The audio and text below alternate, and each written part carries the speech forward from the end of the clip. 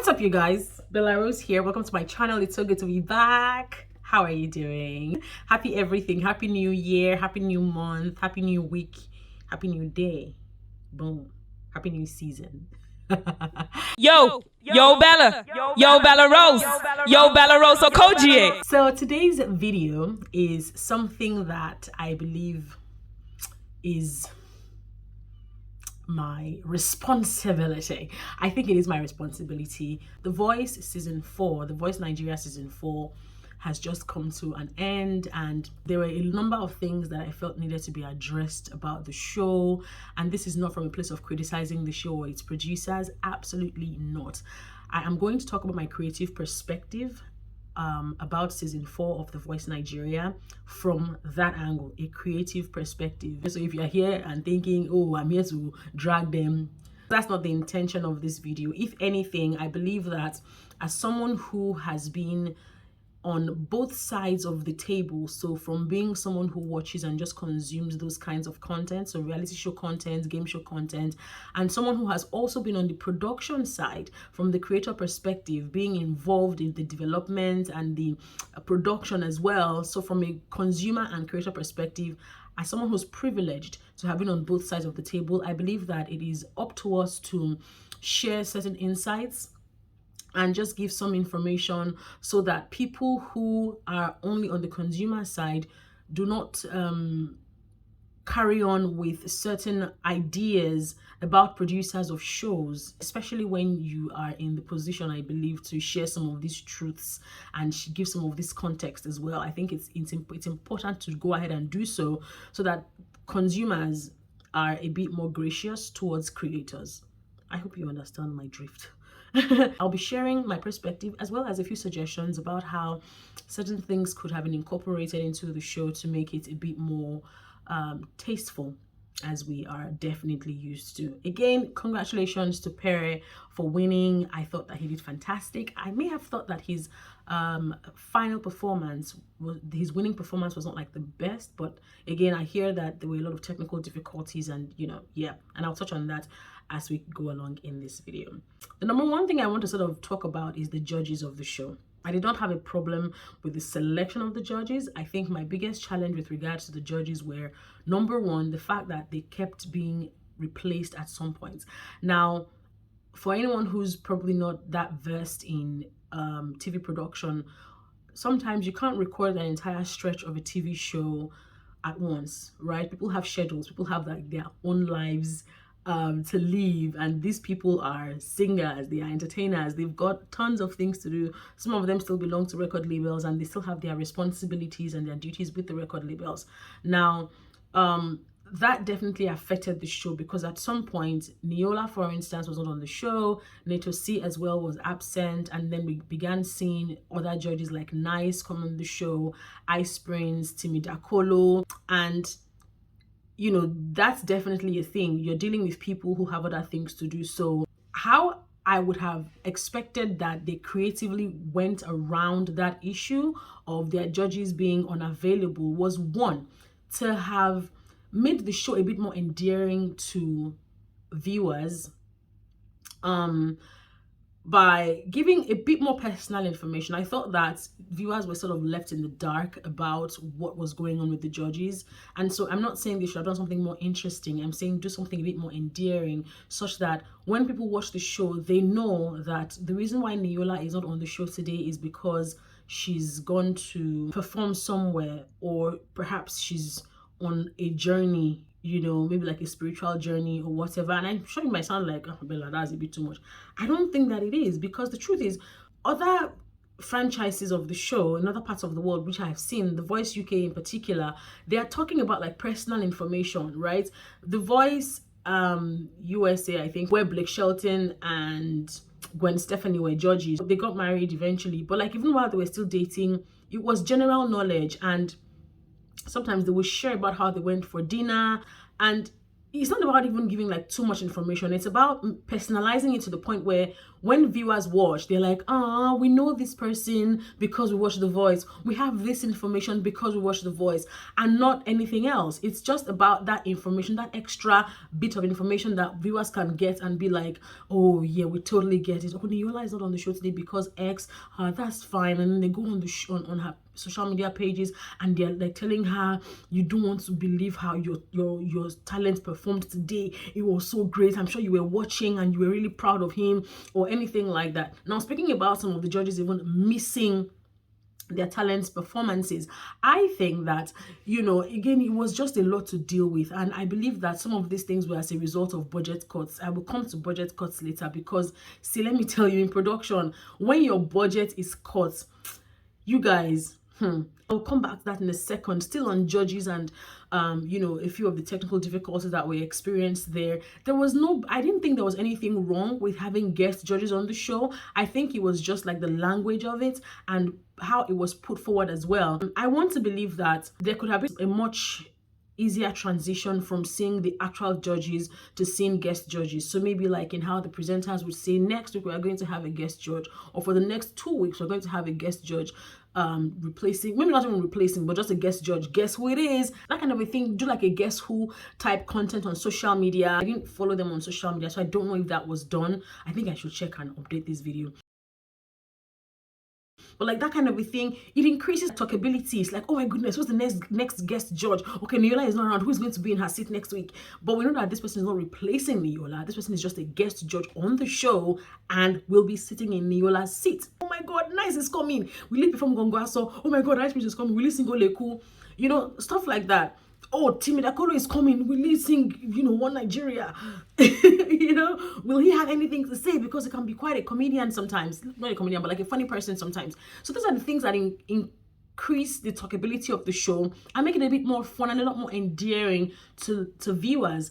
Now, if it was now that, okay, it is impossible, or maybe we now say, okay, maybe they should have gone in the direction of not even bringing any guest judge. I can't even hate on the guest judges, because I believe that, again, it's great for them. The Voice is a global franchise. I don't think there is anyone who will want to turn down getting on The Voice, either as an actual judge or a guest judge, even if they don't get paid, except anyone who's got any kind of conflict of interest or whatever. So I was even like, I would have loved to see the judges witness their talent performances throughout the show. How would that have been able to be achieved?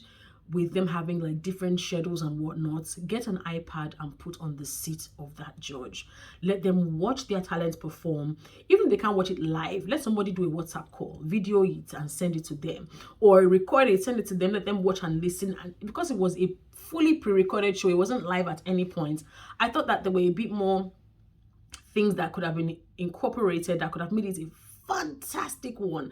You know, put an iPad on the chair of the judge. Let's see them bopping their head to the performance, or just like watching keenly. And when that talent is done performing, we can now have the judge say, so I think that you could have done this or that, or I love you, you are so great, you're making me proud, I want to get on the next plane and come back right now to give you a hug, or whatever. I'm just saying. But I think that that's something that could probably have been explored in that area, where it's like if they can't be there physically, they could have joined virtually. And that's my perspective with regards to the judges. Now to the creative process and just the art direction and all of that. I had talked about budget cuts, and this is one thing that very, very many producers try to avoid. Some people are just watching shows and they're like, why can't they do this? Why can't they do that? Or people were doing this before, why can't they not continue it? When they cut budget, see, I know as directors that sometimes when they cut their budget, they will almost want to beg that they remove their names from the end credits, because they know that that's not the quality of their work. And I really believe that that's something that this crew had to deal with, where it's like, maybe they cut their budget so much that they could not explore, they could not be as creative as they wanted to be, because The Voice is a franchise, right? I think that, and because the show has been on for that long, I don't know if the same person who owns the franchise still owns it, because I know that sometimes people sort of have like a cooperative of sorts where everyone joins their money together to buy the license to reproduce that content in their part of the world And maybe sometimes like, well, I can't continue paying the production company a certain amount of money. I've got to look for a separate production company. And then you do that. And then it's like, oh, we can't continue doing this. In fact, there was an episode of the show that I saw where, and I don't think that episode has a lot of views because it was a very technical one, and I know that people may not be interested, but I think those are the kinds of things that you should also watch when you see that the quality of a show is beginning to change in a sense. Like, watch what the production crew are saying. I know that one of the guys who was on that video was talking about some of the challenges that they were facing with regards to, I think, electricity, how much fuel they were buying. I think that it was so spot on. I'm like, these people, they want to tell people that it's not our fault. And I think it was also for transparency as well, where it's like, so people don't go thinking, oh, maybe they're wasting money or whatever. I don't know. But I think it was great that they did that to just sort of explain things from that perspective. Maybe a few more details could have been put in there. I don't know how much they would have been willing to divulge, but these things definitely have an impact. So beyond budget costs, right, which have a huge impact on the productivity of the team, I believe that there is a point where creative people get to.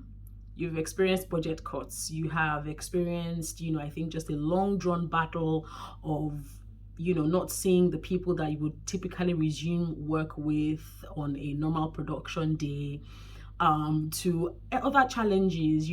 I think there was I saw a tweet or something where someone said the day Shy was performing, that there was some power issues, like something like that. So like having to face that during a production and something that's no fault of yours has a tendency of making you distant from the production. What do I mean? Typically, when people are going for productions, there's an excitement that comes with it because these are not people that you would see again after the production ends. So there is an excitement. There are new friends you have made. There are new people that you are hanging out with. It's a show that's being seen on TV.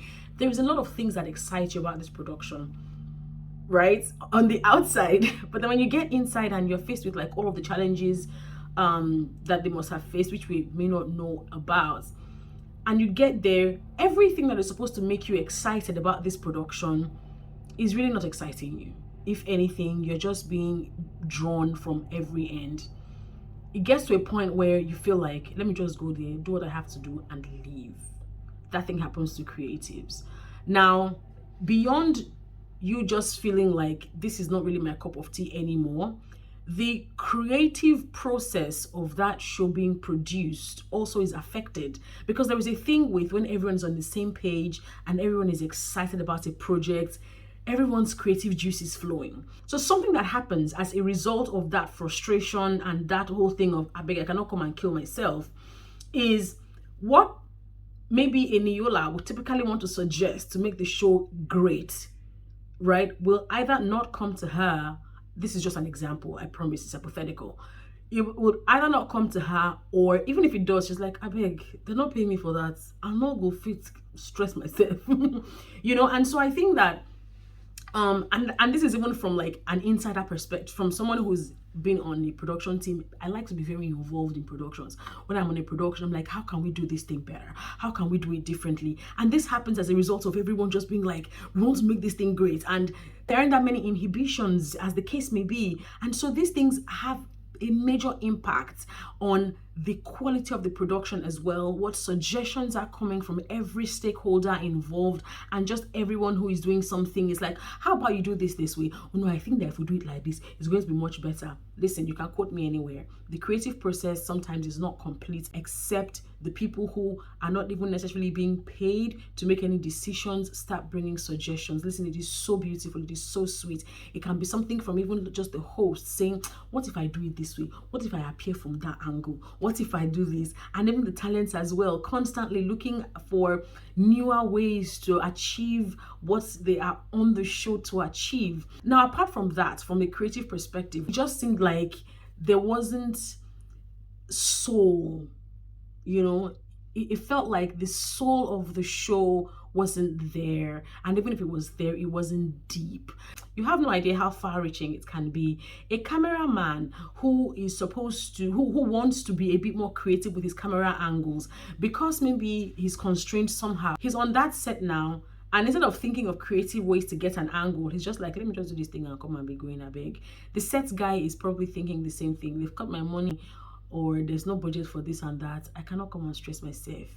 If anything wants to show, let it show.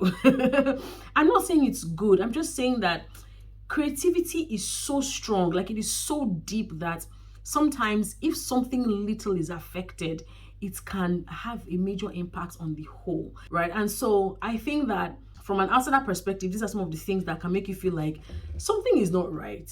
Also, I think it was a bit obvious or evident when the way the coaches or the judges began talking about the show on their platforms began to reduce. I don't know what they faced. I have no clue what they faced. But then when you sit down and think about certain things, you're like, oh yeah, I think I understand what is responsible for how this is playing out. Another aspect I think was, a bit creatively underwhelming was the costume department. And you see, every time I talk about something more, you think back and you're like, oh yeah, maybe it was a budget cut. Understanding that productions are not just one way, productions are not just let everybody just show up. As long as everyone is there, there are a lot more things, a lot more elements that contributes to a great production. And I hope that the next season is a lot stronger. I hope that people don't completely lose the sense of wonder that The Voice Nigeria came with from season 1 up until this moment. I think going through the social media pages as well of The Voice showed that we all seem to be on the same page about things being a bit different from how we are used to. Again, Perry did fantastic. Did I think he was going to win? I don't know. I was rooting for different people for different reasons. I wish him all the very best. I hope that it becomes a household name in the Nigerian music industry like Chike. Yeah, that's about it. Let me know what your thoughts are. Let me know if any of these perspectives I have shared make any sense to you. And if you have any more, please leave them in the comments below as well. This is a no dragging zone. It's just creative and constructive perspectives. Thanks for watching. Please subscribe to my channel. God bless you. Bye.